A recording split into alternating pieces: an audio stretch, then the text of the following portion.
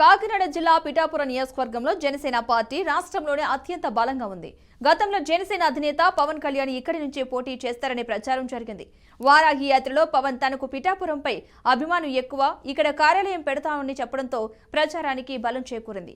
ఈ నేపథ్యంలో అక్కడి స్థానికుడు విద్యావేత్త అయిన కడారి తమ్మయ్య నాయుడుకు 2019 టికెట్ ఇచ్చినా సున్నితంగా తిరస్కరించి జనసేన ప్రకటించిన అభ్యర్థికి మద్దతు ఇచ్చారు. గతంలో పవన్ ఆఫర్ ఇచ్చినా పార్టీ శ్రేయస్సు కోసం తిరస్కరించాను, ఈసారి పోటీకి సిద్ధంగా ఉన్నానని చెబుతున్న కడారి తమ్మయ్య నాయుడుతో మా ప్రతినిధి శాంబశివరావు ఫేస్ టు ఫేస్. సందర్భంగా మనం ఎవరైతేనో నాయుడు గారు ఆయన ఇంట్లోనే ఆయన ఉండడం జరిగింది. 3 days కూడా ఈయన ఆతిథ్యం ఇచ్చారు. అయితే పిఠాపురం వారాహి బహిరంగ సభలో పవన్ కళ్యాణ్ చాలా క్లారిటీగా పిఠాపురం అంటే నాకు అభిమానం, నేను కార్యాలయం ఓపెన్ చేస్తాను, అవసరమైతే పోటీ చేస్తానని చెప్పడం జరిగింది. ఆ కార్యాలయాన్ని కూడా నాయుడు గారు తన సొంత స్థలాన్ని ఇవ్వడానికి ముందుకు వచ్చిన నేపథ్యం.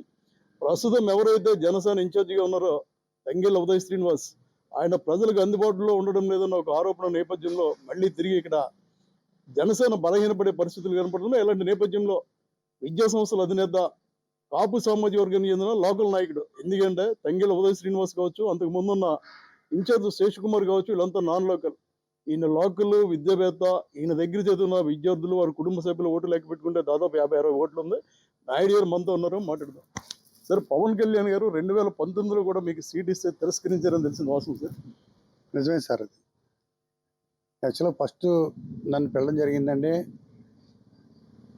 సీట్ కన్ఫర్మ్ చేశారు. తర్వాత కొన్ని సామాజిక ఈక్వేషన్స్ వలన లేడీ రిజర్వేషన్లో ఒక ఓసీ లేడీకి ఇవ్వాల్సి వచ్చిందండి. దాన్ని కూడా మేము స్వాగతించాం. తర్వాత మళ్ళీ అది కొంచెం జన సైనికులు వ్యతిరేకించడం వల్ల మళ్ళీ నన్ను కాల్ఫర్ చేశారు.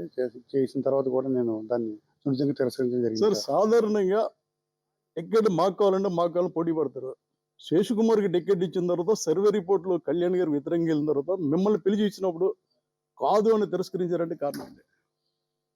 అంటే యాక్చువల్లీ ఒకరికి ఇచ్చిన సీట్ని మళ్ళీ మనం సింపతిగా మనం తీసుకోవడం, మళ్ళీ పార్టీని ఇబ్బంది పెట్టకూడదన్న ఉద్దేశంలో మేము దాన్ని కొంచెం సున్నితంగా తిరస్కరించడం జరిగింది ఆ రోజుల్లో. సాధారణంగా పవన్ కళ్యాణ్ గారు ఏ యాత్రకు వచ్చినా, అంటే వారాహి యాత్ర చేస్తున్నారు, ఎవరి ఇళ్లలోనూ ఉండరు, కేవలం మీ ఇంట్లో మాత్రమే 3 రోజులు బస చేశారు. పిఠాపురం బహిరంగ సభలో కూడా నేను నాయుడు గారి ఇంట్లో ఉన్నాను గర్వంగా చెప్పడం జరిగింది. 2019 ఎన్నికలు అయిపోయినాయి, 2024 ఎన్నికలు వస్తున్నాయి. ఈ ఎన్నికల్లో మీరు కూడా టికెట్లో మీ పేరు ఉందంటే, మీరు ప్రయత్నించారో లేదో మాకు తెలియదు, మీ పేరు ఉందని చెప్తున్నారు. వాస్తవం సార్. యాక్చువల్గా పవన్ కళ్యాణ్ గారు నవంబర్ 22వ సంవత్సరంలో నన్ను పిలవడం జరిగిందండి. రాజకీయాల మీద ఇంట్రెస్ట్ ఉందా లేదా అని అడగడం జరిగిందండి. తప్పకుండా ఆయన ఏ పార్టీ బాధ్యత చెప్పినా నేను సక్రమంగా నిర్వహిస్తానని చెప్పడం ఆయనకు హామీ ఇవ్వడం జరిగిందండి. తర్వాత ఆయన ఇలా ఈస్ట్ గోదావరి వచ్చినప్పుడు కలుద్దామని చెప్పి అన్నారండి. తర్వాత ఈస్ట్ గోదావరి వారాహి యాత్ర వచ్చినప్పుడు ఇలా వస్తున్నప్పుడు మా ఇంట్లో ఆతిథ్యం ఇస్తామని చెప్తే ఆయన సాధారణంగా దాని ఆహ్వానాన్ని మన్నించి ఇక్కడ ఉండడం జరిగింది సార్. సార్, ఇప్పుడు సాధారణంగా పిఠాపురం అనగానే ఏ పార్టీ అయినా కావచ్చు, ఇప్పుడు ఉన్న పెండం దర్బాబు కావచ్చు, లేకపోతే గతంలో వంగా గీత కావచ్చు, లేకపోతే గతంలో మన వీరభద్రరావు కావచ్చు, ఎవరైనా నాన్ లోకల్, కానీ లోకల్ అనే ముద్ర మీ మీద ఉంది. కాపు సామాజిక వర్గంతో పాటు మీ దగ్గర ఉన్న అందరు విద్యార్థులతో కలిపితే మీకు సెపరేట్ ఓటు బ్యాంక్ దాదాపు 50,000 ఉంటుందంట, నిజం సార్? వాస్తవం సార్. యాక్చువల్గా ఎడ్యుకేషన్ ఇన్స్టిట్యూట్ పరంగా కాకుండా రాజకీయ నేపథ్యం ఉన్న ఫ్యామిలీ నుంచి నేను రావడం జరిగింది. 2 తరాల నుంచి రాజకీయంలో ఉన్నారు. మాది 3వ తరం అండి. ఫ్రీడమ్ ఫైటర్స్ కూడా మీ కుటుంబంలో ఉన్నారు సార్.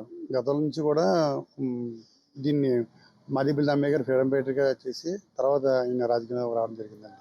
తంగెళ్ళ ఉదయ్ శ్రీనివాస్ ఎవరైతే ఇన్ఛార్జిగా ఉన్నారో ఆయన మాకు అందుబాటులో ఉండడం లేదు, గ్రూప్లో ముఠాలు వచ్చినాయి, ఆయన ఫోన్ కూడా స్పందించడం లేదని కేడర్ ఆరోపిస్తున్నారు.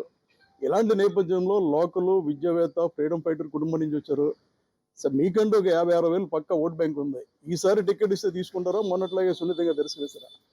తప్పకుండా పవన్ కళ్యాణ్ ఏ బాధ్యత చెప్పినా నేను దాన్ని తూచా తప్పకుండా పాటించి తీరుతానని చెప్పి నేను ఈ సందర్భంగా మనవి చేస్తున్నాను. సరే, ఈ పిఠాపురంకి సంబంధించి జనసేనకి టికెట్ ఇస్తే వర్మ పోటీ చేస్తాడనే ఒక ప్రచారం జరుగుతుంది, అందులో వాస్తవం ఉందంటారా? యాక్చువల్గా నాన్ లోకల్ అని దృష్టిలో పెట్టుకుని ఆయన ఇండిపెండెంట్గా వేస్తామని చెప్పి చెప్పడం జరుగుతుందండి. నమ్మకం సార్? తప్పకుండా సార్. ఎందుకంటే మేమంతా గతంలో కూడా మేమంతా ఇండిపెండెంట్గా ఉన్నప్పుడు మేమంతా వరం గారిని నెగ్గించడం జరిగింది. మేము కలిసిమెలిసే ఉన్నాం ఇప్పటివరకు కూడా. నేనంటే జనసేనకి పవన్ కళ్యాణ్ గారి ఆశయాలు నచ్చి నేను దీనిలో జాయిన్ అవ్వడం జరిగింది. ఎప్పుడు కూడా మేమంతా కూడా ఒకే కుటుంబ సభ్యులు అండి. నాకు ఇచ్చినా అక్కడ టీడీపీలో వరంబర్కి ఇచ్చినా మేమంతా కలిసి అంటే ఉంటామండి. పొత్తులో టీడీపీకి వెళ్ళినా మీరు చేస్తారు, చేస్తాం తప్పకుండా. మీకు టికెట్ ఇస్తే పొత్తులో ఆయన చేస్తారు. తప్పకుండా అండి.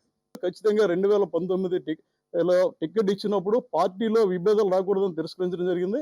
2024 ఎన్నికల్లో ఖచ్చితంగా నేను కూడా టికెట్ రేసులో ఉన్నాను. పొత్తులో టీడీపీకి ఇస్తే కూడా ఖచ్చితంగా నేను కలిసి పనిచేసి విజయాన్ని కృషి చేస్తాను. పవన్ కళ్యాణ్ గారు చెప్పిన ఆశయాలు అమలు చేయడం మన లక్ష్యం అని నాయుడు గారు చెప్పడం జరిగింది. Back to studio.